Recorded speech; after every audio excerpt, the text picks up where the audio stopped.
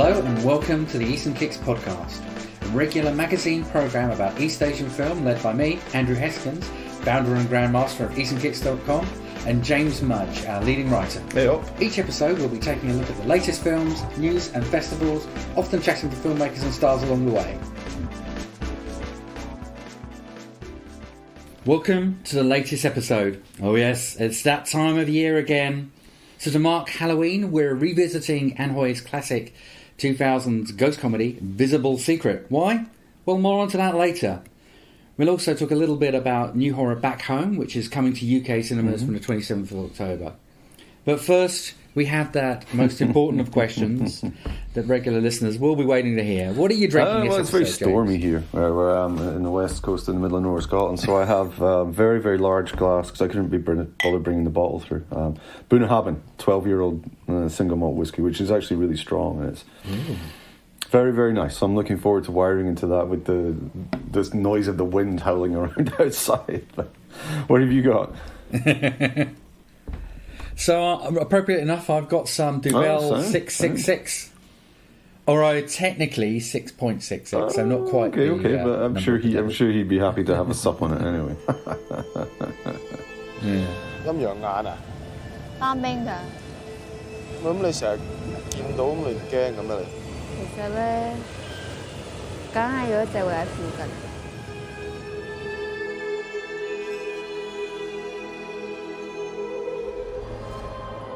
Shall we talk about Visible Secret? Why are we talking about Visible Secret? Well, yeah, it's Halloween. As another thing regular listeners will probably know, that James and I are Focus Hong Kong, and we are doing a special screening at the Garden Cinema on the 30th of October. And part of that is because it's getting a new release from Radiance Films, which I think is its debut on Blu-ray. I believe so. And I actually think I'm not 100% sure in this, but our screening might be technically the first UK cinema screening of it. Did it? I think it might have screened at a season called Visible Secrets or Invisible Secrets or something. Okay, fair enough. I didn't research back that. I didn't go. I looked at the time and I looked more recently. I didn't find it. Yeah. I mean, it is strange though, because I mean, I think, in some ways that highlights something that's quite interesting about this film, in that it is, up to now, it has been really overlooked. Absolutely. It was originally released in 2001, and what was kind of that boom of the sort of post-Ringu Asian horror, but it was actually reasonably early. I think we might talk about the context in a bit more, but it was a lot before a lot of the other films that we know from Hong Kong, like The Eye, like My Left Eye Sees Ghosts, like films like even like Dream, which was hilariously titled Three Extremes 2. The old three confusion, Jesus, yeah. But no, absolutely. It comes at a very interesting time. We'll talk about that context, both in terms of the post-Ring craze, and what, for better or worse, what that brought to Asian horror and international horror even. But 2001 coming at like post-handover as well, coming off a very unsuccessful box office decade for Hong Kong cinema. So it comes at a very interesting time, and obviously a very interesting choice of a film for Ann Hui. And we can talk about the context of her career a bit, but it was pretty successful despite all that, more than some of her other films. Yeah, I think it's saying like almost 10, 9 which is pretty. It's actually pretty good. I mean, yeah. It is a solid one for a genre film. It's a solid performance, and it's interesting. I mean, that's one of many reasons why it's quite interesting, as well as it being Ann Hui, apart from everything else. That it seems to have kind of disappeared. I mean, one of the things I'm looking forward to most with this new release, but we had the old DVD, which is really shitty transfer, to be fair. That's the problem. It's like so many of them were. Bring back the Laserdisc. They had some decent transfers, but not this. But it just seems so. It really didn't find any kind of foothold. No, absolutely not at all. And it's not even. It's kind of it falls between the cracks to an extent, I guess, in that way, because it's not. If you're like a proper Ann Hui fan, I guess, then it kind of sticks out amongst her CV a bit, both as a genre film and a slightly more commercial one. And if you're a hardcore horror fan, then it's not really a normal horror film in that respect quite either as a post-Ring film, or even like compared to the Hong Kong horrors which would have come before like the 80s or 90s. So it is.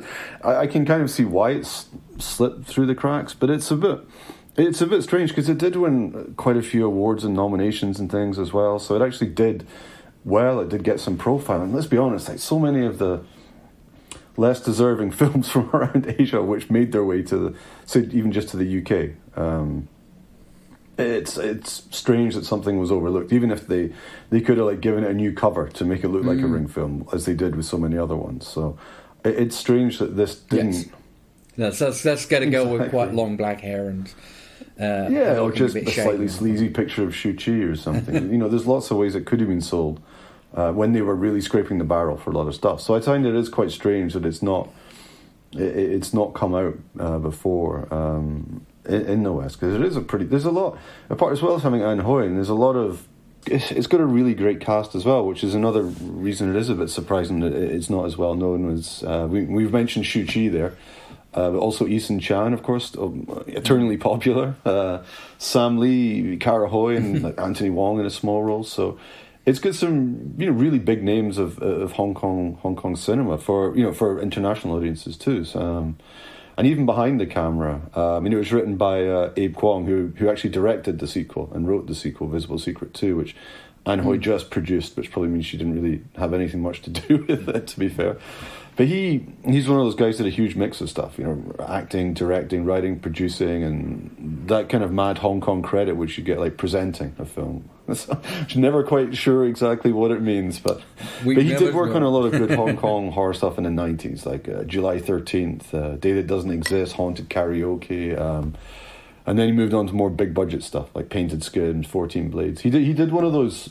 He wrote and produced one of those 4 films, but they all roll into one. I can't remember if there was 3 of the 4 or 4 of the 4. And anyway, and he recently did the Grand Master, which we've never quite screened. But it was shot by a really talented guy, Arthur Wong. He'd been working since the 70s. Yeah. I mean, a lot of Shaw Brothers fans would know him from work on like 36 Chambers, Charlotte, and Dirty Ho, and then a lot of Fu fans, so to speak, would know him from working in lots of like Jackie Chan and Sammo films, the Once Upon a Time in China films, though. As well as that, he did quite a few like schlockier horror sequels, but interestingly enough, kind of balancing that, then working with like Peter Chan, Edward Yang, Mabel Chung. So again, did a real mix, and I guess it's kind of seeing guys like those two involved in this as well, which lends itself a bit more to this idea of Ann Hui, doing something a bit different, doing something a bit more fun, but also at the same time working with people who had quite a bit of history in this genre as well. So I think it's probably why it does feel, quite authentically like an old school horror ghost film. And there is still a fair amount of spooky action in it. And there's not really, and by spooky action, I'm meaning that kind of 80s, 90s Hong Kong style stuff. But it doesn't really go into the full martial arts side of thing, unsurprisingly. But you do have a bit of choreography, which is by Lee Cher-kit, who did like Magic Cop, Vampire vs. Vampire, and lots of Sammo and Jackie Chan films, later the Ip Man films, and actually is the brother of Sammo Hung as well. So it does actually have a bit of action. Okay, yeah, someone of that team. So yeah, a huge amount of talent in front of him behind the camera. Even beyond Ann Hui herself, which we think would have been enough for it to get more of an international release. But I don't know. Just a mystery, I suppose, especially since it is a very good film as well, which is another reason why it's odd that it never really got out there more. And I think that to me, that is part of the problem as well, because when I got to see it, and when lots of other people got to see it, there was a big clump of all these films we were seeing all at the same time and pushing them together. So I don't. To me, this isn't part of that cash in, which came, I think, with films like The Eye, where people like, particularly Yeah. Peter Chan, recognising there was this hole in the market, let's start to make horror films that we can sell internationally. And he was producing, Sure. the Free series and the Eye quite cannily. This is before that, and has much more to do with just the proper old school Hong Kong ghost stories. We were getting the sort of the success of the Troublesome Night series, and all the stuff that had happened before, like Out of the Dark and Happy Ghost series and Ghost Snatchers and all that. It has some of these contemporary kind of effects, but also it's really as much as that. It's really also very much a successor to Ann Hui's earlier. Oh, the Spooky Bunch, yeah.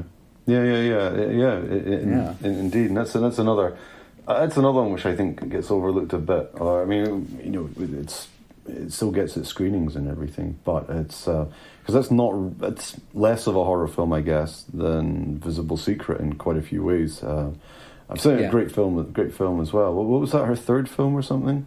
Spooky Bunch, give or take, third or fourth film. Yeah, third or fourth film. Whereas this was sort of like 19th or 20th. I think Visible Secret. So it's quite a long time between a couple of decades between her two horror-ish outings. I guess quite a long time. Yeah, I feel like being a part of the problem here is that because actually Ann Hui does a sort of wide variety of films. There's a lot that kind of touch on romance in various ways, but often in sort of historical situations.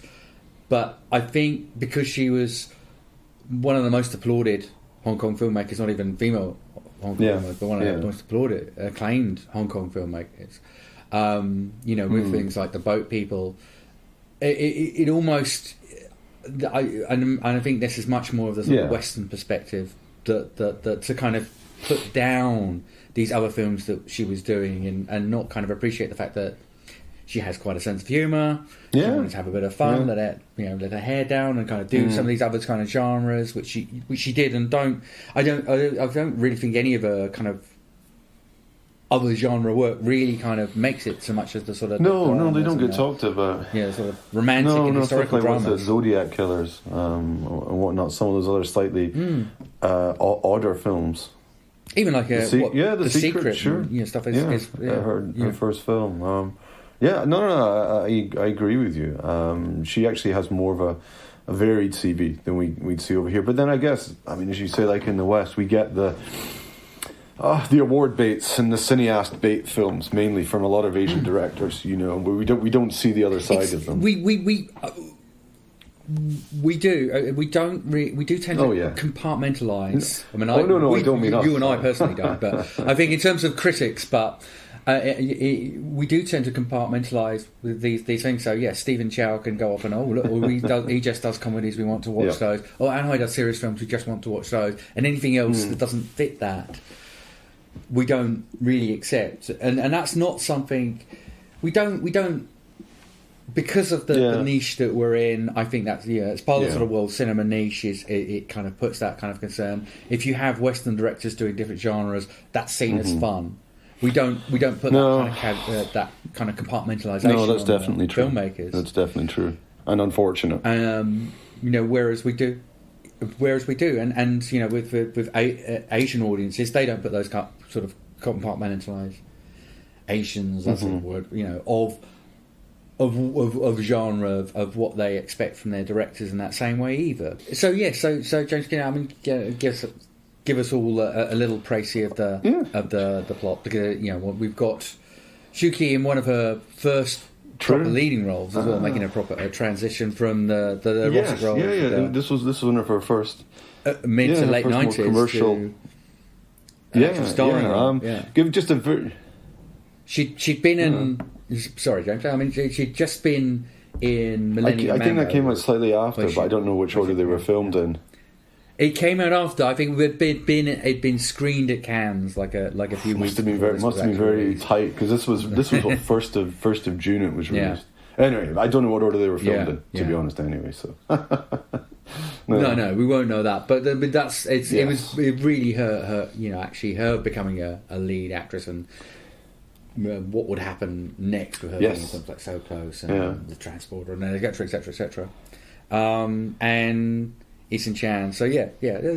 Just very brief, since we're screening it. I don't think we want to tell everyone everything exactly that happens, because it is quite an interesting, quite fractured narrative. So what I say here is just really scratching the surface. So we get Eason Chan as Peter, and he's a hairdresser, and he meets Shu-Chi's character June at a nightclub, and she's an amnesiac, but who also claims to be able to see ghosts via a third eye, and she's quite odd in that sort of quirky way.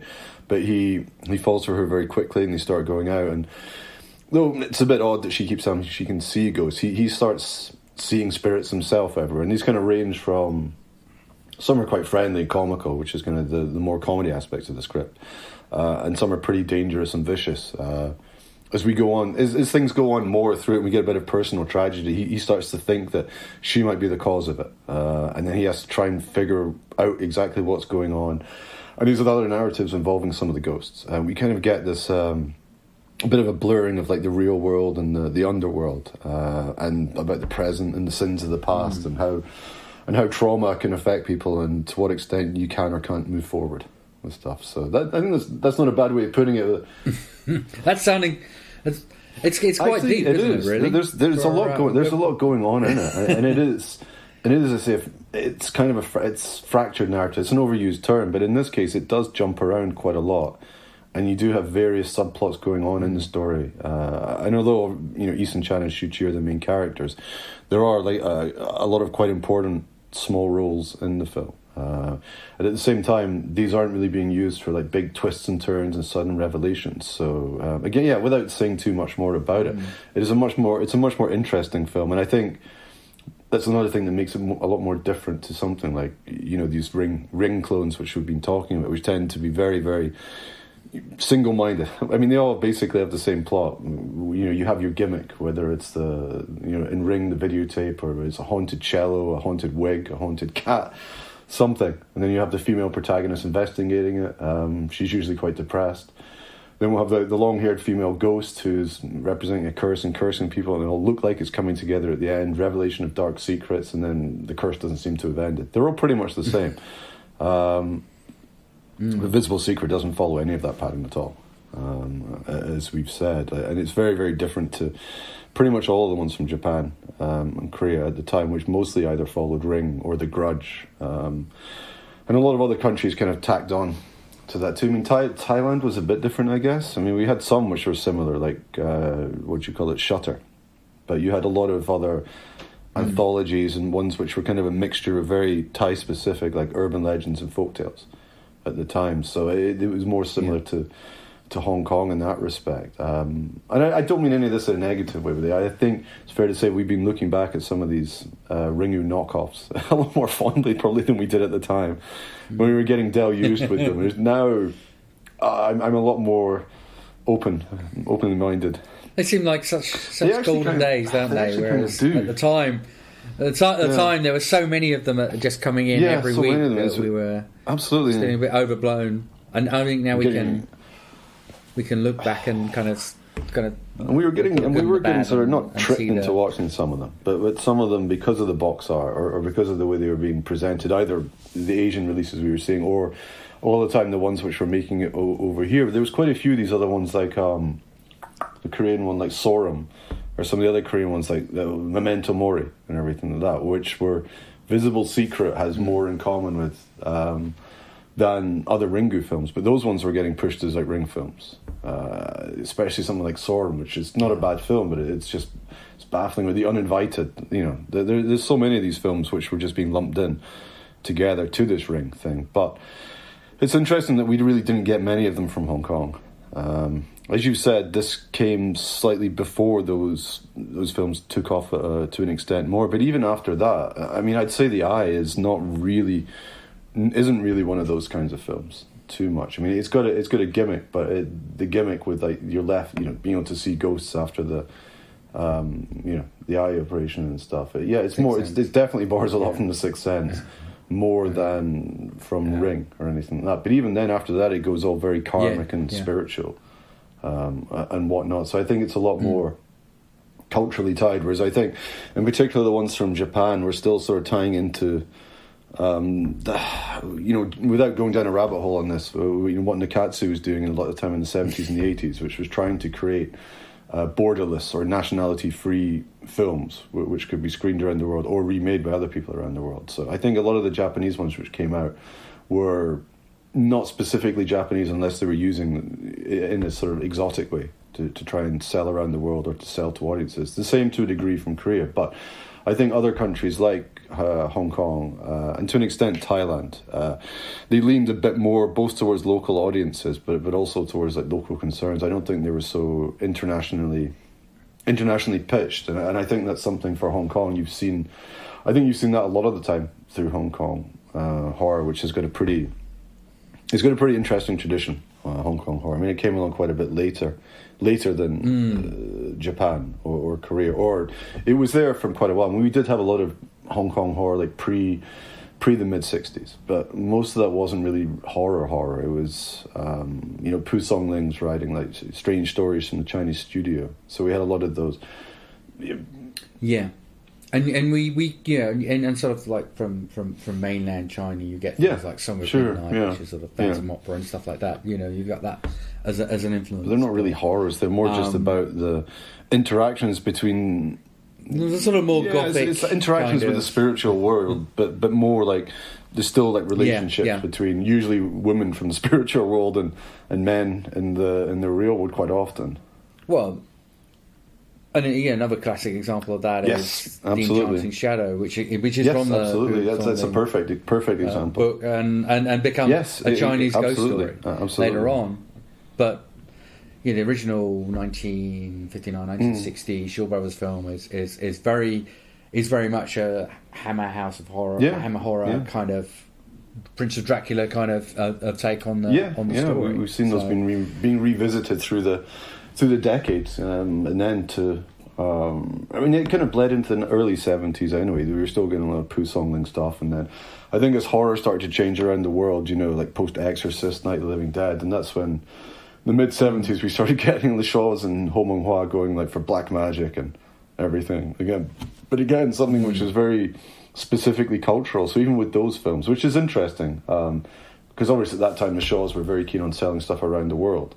But the horror films they were churning out were not internationally minded. Whether it was those films or when they were doing some of the really fantastic gruesome stuff in the early 80s, like Seeding of a Ghost or Corpse Mania. So even then they weren't very, they were still quite Hong Kong, I would say. They were still quite more for the local audience. And it wasn't really till we started getting into the 80s and Choi Hark and others started bringing a lot more special effects and spectacle in the sort of Hollywood style. Even got old. He brought old. Yes. Over which one is it? I always. Some of the films, didn't he? Yeah. It's not that one. I always forget the name. Choi Hark didn't direct it. He was involved in it, but because it's got a very, very. It's one of those ones. There's about 6 or 7 of these films with very, very similar names. Anyway, but it wasn't until the 80s where you had that phase then where we were getting these combinations of like special effects work and martial arts and comedy and fantasy, which as you said, a lot of time they revisited some of the old stories because they could now bring stuff, even if the Shaws and others had wanted with Enchanting Shadow to actually have a bit more spookiness, then the effects wouldn't have been there. They weren't even really having wire work back in those days, so by the 80s, you had much more of an ability to actually bring those films visually to life in a very interesting way. But then, like a lot of stuff with Hong Kong cinema, they kind of overdid it. And then we got to the 90s, and we got to the category 3 of the 90s, the sleaze and the wonderful true crimers, like especially post Untold Story, post 93, and then that died off with the Prophets. And then we got to this post Ring phase. Which we'll talk more about, and then after that, Hong Kong cinema. I mean, we are still getting a few horrors at the moment, thankfully, but now in the last couple of years, post the sudden jump up in mainlandification and the national security law, which nobody really understands. So it's good that we're still getting a few horrors turning up, like Let It Ghost, which we screened, and as you say, we'll talk about Back Home later as well. So it'll be interesting to see where the Hong Kong horror genre goes. But I think it has always been a lot more locally focused, than some other countries from around Asia, and even just in terms of proper Ring rip-offs, I don't think there was very many. I mean, there were a few which were marketed as being like that, like the New Blood, Shiver, the Wicked Ghost films. They tended to have covers which made their ghosts look a lot more like Sadako style, even though they really weren't. So, but it's just interesting. I think it ties into Hong Kong horror, not just being locally focused, but often being used to deal with like social commentary and local issues specifically for local audiences. If you know what I mean. And I think that's something that feeds into Visible Secret, and as a choice of Ann Hui choosing to make the film, I guess as well, because it's definitely a big part of Visible Secret, the actual social commentary, and it's hard not to see it in the like post handover context, with its characters. And again, I mean, just having that sort of side to it as well is another link to the Spooky Bunch, which does have its own social commentary going on as well. So, yeah, that kind of approach to the story and bringing these layers of it's a horror, but it's elevated horror. Elevated horror. Elevated horror, yeah. There's definitely a lot of that in Hong Kong cinema. Hong Kong horror. But yeah, it's an interesting one for her to have taken on. But I suspect part of that was kind of commercial reasons. She'd had quite a few critical successes, I think, in the 90s, but not really much in the way of commercial success at all, to be fair. And especially in that that sort of short period leading up to the handover and then just after the handover.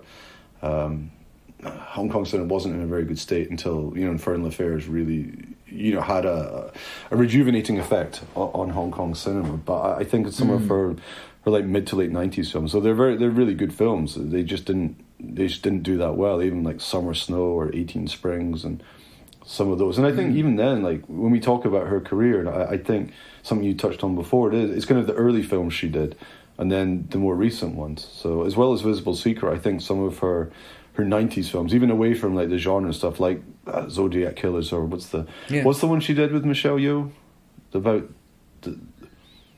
Stunt Woman. That's Stunt Woman in the UK. I can't remember the other name. It's the name of her character. It's I can't. So, but even those ones, like they didn't really, get out there, and still haven't gotten out there too much. When you think of her work getting revisited, I mean, it's always Pope people, of course, but it's either that or her when she makes a new film, which she's still doing quite regularly, which is great. But those films screen around and get bought up by people and released. So I think it's weird. There's this, whether it's the early 90s through to like Visible Secret, and even like July Rhapsody, which she made next to a degree. I mean, that wasn't, that was a good one for us to have screened because it wasn't screening from other people. So yeah, there's kind of like a decade where a lot of her films, I think, just didn't really get out there. So I think doing something slightly more commercial with Visible Secret was a good move for her. And as you said as well, like she's a much more varied director than people necessarily give credit for or really understand, because of and I agree, this how things get compartmentalized for us. Is this an art house director? It must be, because she's won awards for films. She's done social dramas, so that's what we'll know her for. So it is interesting, because it's not, on a lot of levels the film is a departure for her, and on a lot of levels it's not. Yeah, I don't think it's too far away from her other works. I mean, the social commentary she brings in there and combines with the horror. And I think we'll talk shortly when we talk about what works in the film and what we like about the film. I mean, it's a horror film, but it's not a scary film as such. And I think it really fits in with this Hong Kong tradition of using the supernatural for social commentary. And as I've said, it's really hard not to see the film in a post handover context. The character's kind of been trapped and lost to an extent, like tied to the past, unsure about the future, and this idea of identity trauma. Shu Chi's character and both her ability to see into the underworld and the amnesia subplot and everything as well. It's not as prominently an issues film, I guess, as some of the other ones she's done, but it sees her kind of combining it in a way which gets really entertainingly quite weird. I think when I've mentioned the narrative's a bit fractured and kind of wanders, but there are some parts of it which just don't make too much sense. I think deliberately. I don't think it actually tries to tie things together quite so much, even just in the way some of the characters develop. And yeah, I don't want to get into spoilers, but Shuqi's character switches around quite a lot during the film in a very interesting way, and I think all of that is very deliberate, and it kind of creates this. For me, there's a feeling of like instability almost to the whole film, both to the characters and to the situation they're living in, and how they can't escape the past, but they don't really know what they're going to do in the future, and I think that comes across visually in the film. It's very otherworldly, and like you said, we've only so far, and it's a shame I'm not going to be there for the screening because I've only seen it on the same crappy DVD you would have as well. So I would like to see it properly, but even then, you can see it's got fantastic production values, and I think I said like it has a different look compared to her more sort of gritty and grounded dramas, probably because of the people she was working with, Arthur Wong, and it's very, very atmospheric. I think you've got some very good use of light and shadow, and that kind of neon green and those kind of more lurid colours which we associate with Hong Kong horror, I think get used in quite a different and more creative way, and I think that kind of makes up for the fact that it's not scary, really. I mean, I don't think it cares. It tries to be it.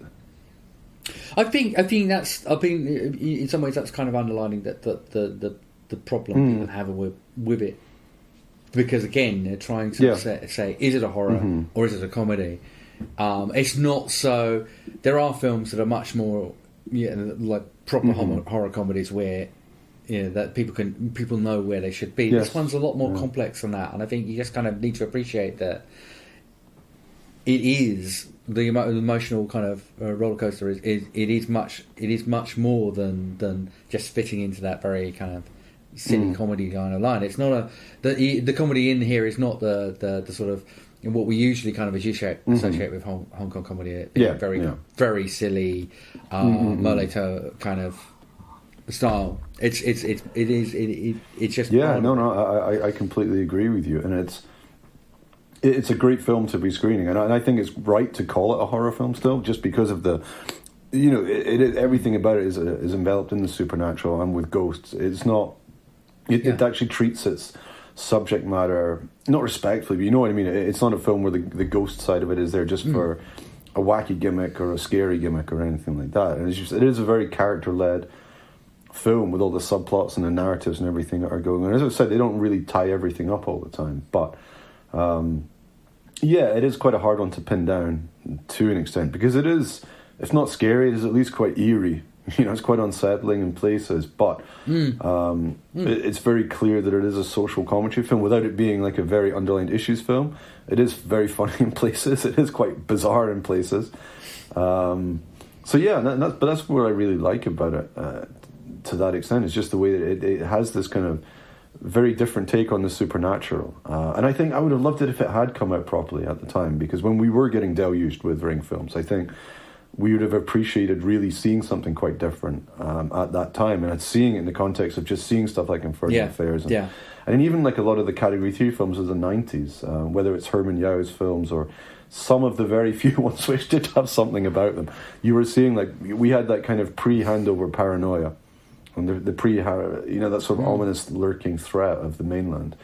And at this point, it was more still a point of confusion because the handover had happened, but nobody still really knew exactly what it meant. And we saw that in Infernal Affairs with like blurring identities of good and bad. And I think you see it very clearly in Visible Secret as well. And it's a film which, if it had more attention, I think it would have maybe led to some very interesting analysis or discussions. I mean, not academic analysis, because I don't think we want any of that. But you know what I mean. I think it would have. I think it's.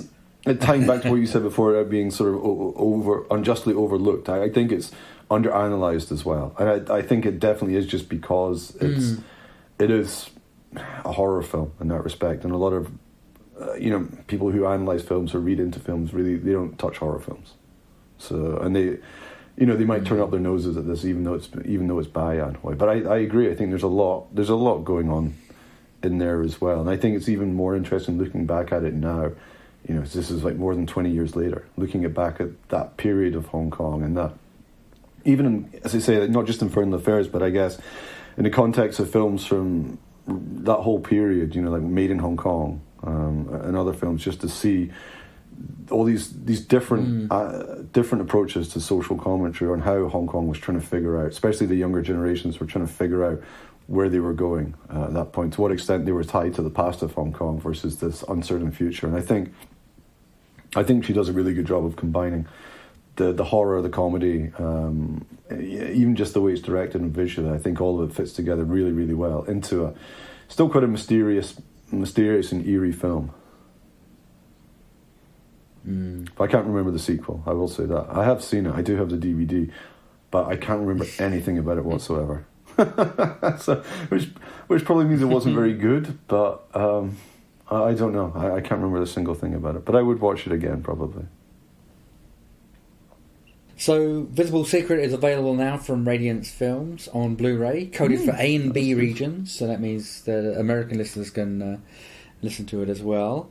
And if you like, you might want to join us for the screening on Monday the 30th of October at the Garden Cinema in London. I'll see you at the bar. You can buy me a drink. They can buy you my drink as well then. We'll see. But I wish I was there. I would love to see this on the big screen. The Garden Cinema must be quite a nice place to be on Halloween, just before Halloween, because it could be quite creepy, I guess, down there. The depths of Covent Garden. 佢俾佢上咗身啊！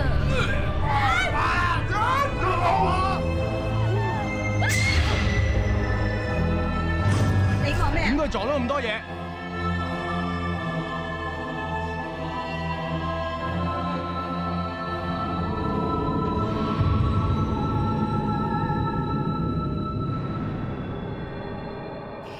So moving quickly on to another film that's coming out from the 27th, Back Home. Yeah.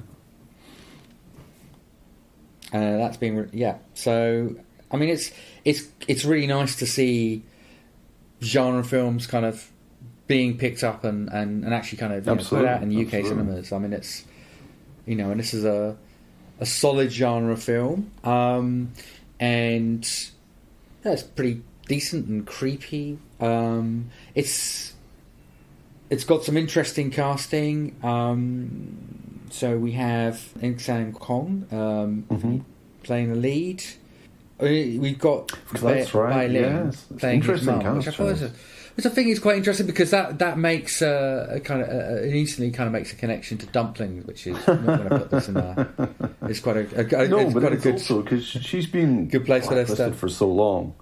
As well, and she's been trying to work back in Chinese. After she did that Richard Gere film, Red Corner, and after that, she went. Right. That was a long time ago. She went mental after that, though. Both in terms of her career choices and making that weird statement, sometimes pro-China, sometimes very against China. Same with the US and stuff. So she didn't. It was very hard to see what she was doing, but she does seem to be appearing in a few more films recently. So yeah, it's good to see her.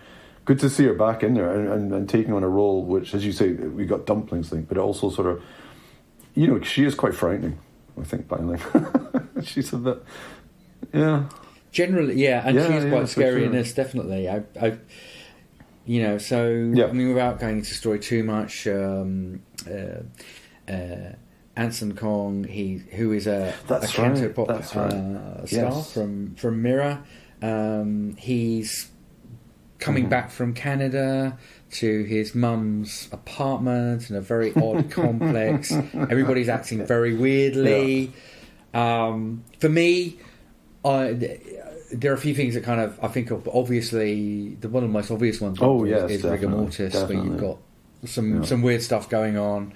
And the other one would be the Hideo Nakata film and TV series. The Complex. I get that confused with the Incite Mill. I don't know. And there's another one called 7 Day Death Game, and they might all be the same film. No, The Complex is different. Incite Mill and Death Game are the same film, which is because the latter one, the latter two one that you've mentioned is. So I've reviewed them all for Eastern Kicks, and I still can't remember what the three of them are, but.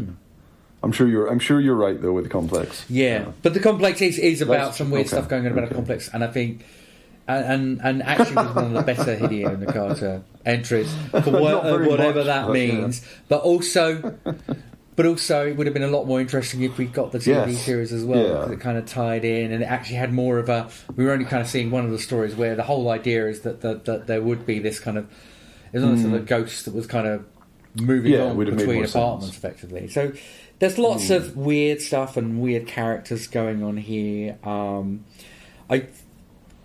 I think you could probably tie this into, if you wanted to look at it that way, to the way it's a certain kind of social commentary as well, in terms of it's a very poor, complex set they're in. You might want to look at it in terms of somebody kind of struggling with their identity as well.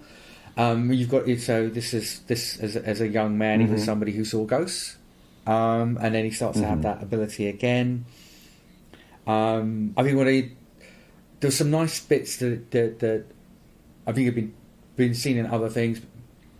Maybe could have been made more, but might be. I agree with that. Would have helped, but they've got some nice kind of cultural ideas of the sort of that's right. Opera, it's quite nice visually. Makeup, and the sort of the paper gifts as well.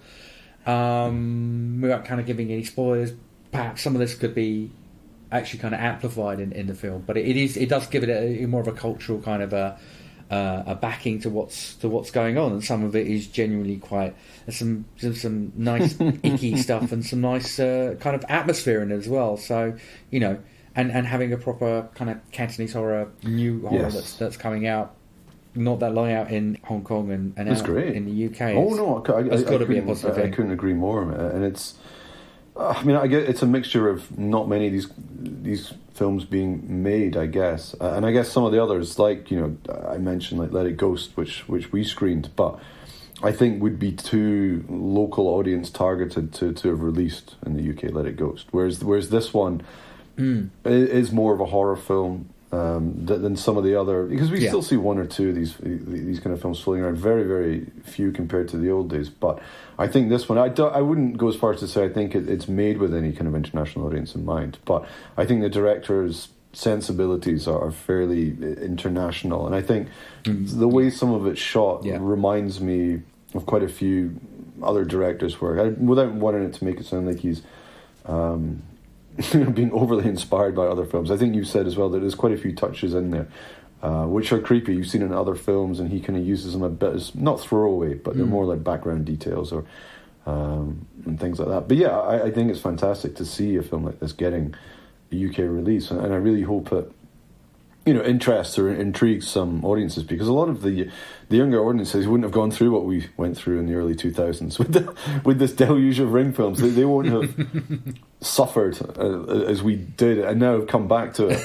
Well, they won't have any of that context, because even aside from that boom, which maybe lasted like 2005, 6 or 7, give or take, we haven't had any kind of Asian horror boom for a long time. So, and most of the younger audiences who are into Asian cinema, which is great too, it's just different time periods. But I think for a lot of people like us who were getting deluged with not just that, but the action films, the sort of tartan, releasing everything around the early 2000s, everything was very genre focused, whereas I think now it's more likely to be people saying they love Parasite, or they love those more of those kind of awardy type films and everything. So it's not genre focused really anymore. So I think I really hope that the idea of seeing like a Hong Kong horror film, and one which does, then, as you say, like it does have a lot of cultural context in there. So I really hope this will intrigue some younger fans, to get out there and actually see it, and then to go on and explore that sort of rich world of Hong Kong horror. I hope, and then of course if this is successful, hopefully we'll see more stuff like it coming out, and because nobody else is putting out Hong Kong horror films, and if they're successful, then the producers will make more of them. So yeah, let's hope it does well. Let's hope it does well. Back Home is released in UK cinemas by Haven Films from the 27th of October. 《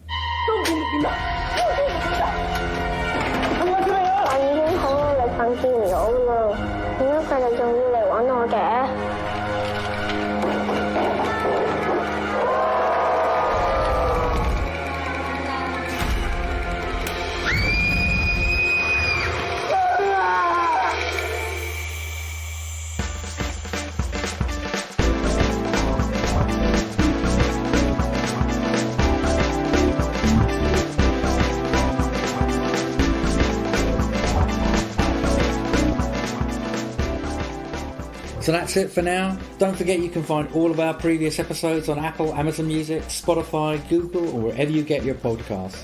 Subscribe now and you'll never miss an episode.